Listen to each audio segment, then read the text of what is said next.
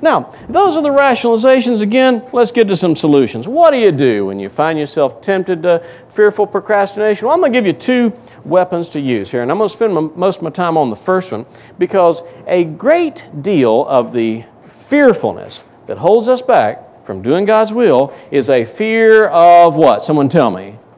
Failure, exactly, the fear of failure. So, what then would be the biblical principle for overcoming the fear of failure?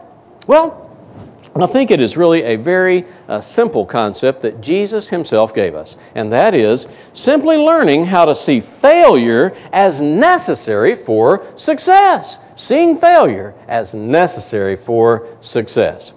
Again, Jesus Himself gave us this principle when He said, "Except a grain of wheat fall into the ground and die, it abides alone. But He said, if it dies, then it brings forth much fruit." You see, Jesus was showing us that there had to come a point of death, a point of, quote, failure, if you will, before the season of fruitfulness and success would arrive. I think this concept is perhaps best illustrated through the life of Thomas Edison. Now, Thomas Edison is without doubt the greatest inventor America ever produced, perhaps the greatest in the history of the world. I'm told that to this day, his name is on more patents at the U.S. Patent Office than anyone else in our nation's history. But the one he's best remembered for is that one right up there, the electric light bulb. Now, that invention did not come easy for Thomas Edison. Problem was, he could get the filament, the little wire inside the bulb, to glow for a little while, but then it would just burn in two. It didn't last long enough to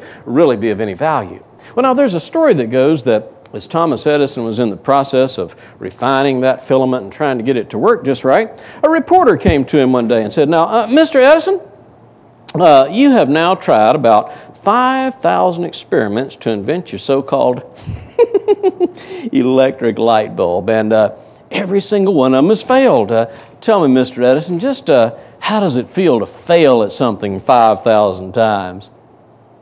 Well, Thomas Edison looked at that reporter and said, "Sir, I want you to understand something. I have not failed 5,000 times. Rather, I have successfully discovered 5,000 ways which do not work." You see, Thomas Edison understood something that reporter didn't understand. What Thomas Edison knew was that it is not the number of times you fail that matters. It's the number of times you succeed, and that's going to depend on how many times you try. Does that make sense? You know, in one sense of the word, Thomas Edison was a horrendous failure, but you know what? He kept on trying. He kept on failing, but eventually he did succeed. And what do we remember today? His successes or his failures? Well, we remember his successes, right? Let me illustrate this another way for you. I know some of you are taking that down. I'm going to put it back on the screen in a moment. But first, I would like to see your hand if you think you've ever heard this name before, Ty Cobb. If that's at all familiar with your channel, okay, great majority here have at least some degree of familiarity with this name. Now, for those who may not know, Ty Cobb is one of the famous players from the early days of baseball. And Ty Cobb is remembered by those who follow baseball as being one of the great base stealers of all time. Let's look at his statistics. In his best year, Ty Cobb stole 94 bases out of 154 attempts. That means he had a 61% success ratio.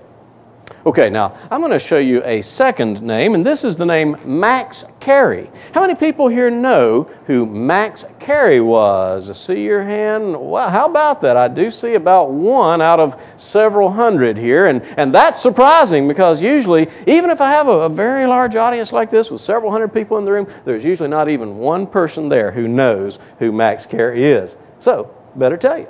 Max Carey was also a famous baseball player in the early days of baseball, famous in his day. And Max Carey was also famous in his day for stealing bases. Let's look at his statistics. Now, in his best year, Max Carey stole 51 bases out of 53 attempts. That means he had a 96% success ratio. Okay, now, here comes my question for you. Who do you think was probably better at stealing bases? Ty or Max? Somebody tell me. What do you think? Yeah, I think it was probably Max. Because when he tried, he succeeded 96% of the time, which was phenomenal. But you see, old Max's problem was he would get over there to first base. He'd think about going on, but then he'd say, I'm not sure. Pitcher's kind of looking this way. I better play it safe right now. Now, do you see what happened? Ty tried more times. Ty failed more times, but Ty ultimately succeeded more times. And that's why today Ty is remembered as a legend, while Max is totally forgotten, because Ty and Max illustrate this point for us that it is not the number of times you fail that matters, it's the number of times you succeed, and that's going to depend on how many times you try.